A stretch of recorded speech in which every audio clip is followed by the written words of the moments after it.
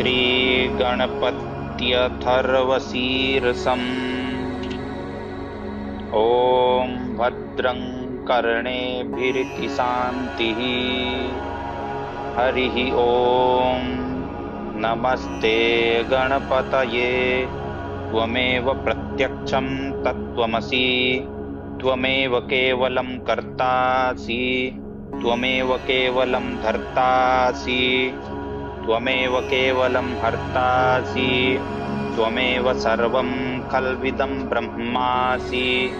त्वं साक्षादात्मासि नित्यं, ऋतं वच्मि सत्यं वच्मि।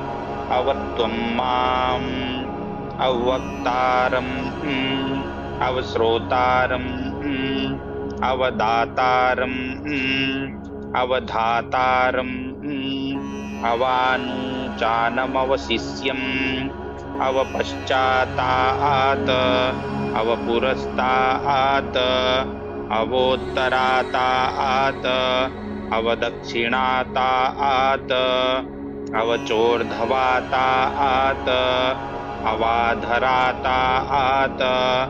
सर्वतो मां पाहि पाहि समन्तात्।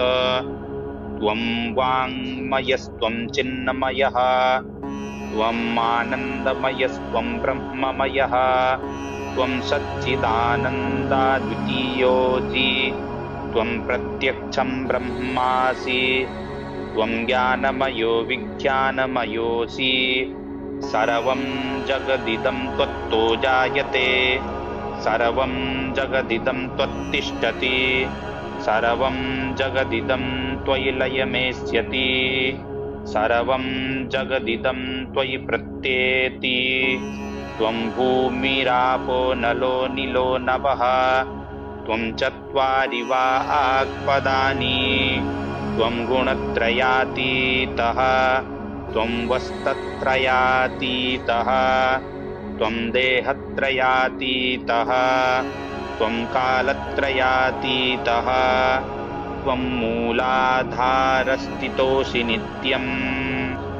त्वं ब्रह्मा त्वं विष्णुस्त्वं रुद्रस्त्वं इन्द्रस्त्वं अग्निस्त्वं वायुस्त्वं सूर्यस्त्वं चन्द्रमास्त्वं ब्रह्मभूर्भुवस्वरोम्। गणादीं पूर्वमुच्चार्य वर्णादीं तदनन्तरम् अनुस्वारः परतरः अर्धेन्दुलसितं तारेण रुद्धम्। एतत्त्वमनुस्वरूपं गकारः पूर्वरूपम्, अकारो मध्यमरूपम्, अनुस्वारश्चान्त्यरूपम्, बिन्दुरुत्तररूपम्, नादः सन्धानम्, संहिता सन्धिः। शैषा गणेशविद्या गणकऋषिः, निच्रेद्गायत्री छन्दः गणपतिर्देवता। ॐ गं गणपतये नमः। एकदन्ताय विद्महे वक्रतुण्डाय धीमहि, तन्नो दन्तिः प्रचोदयात्।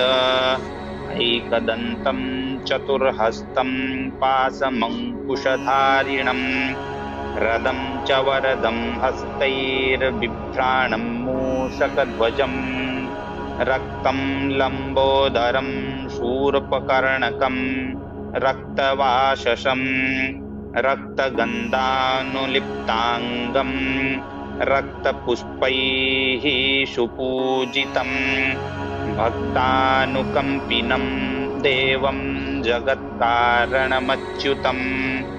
आविर्भूतं च सृष्ट्यादौ प्रकृतेः पुरुषात् परम्।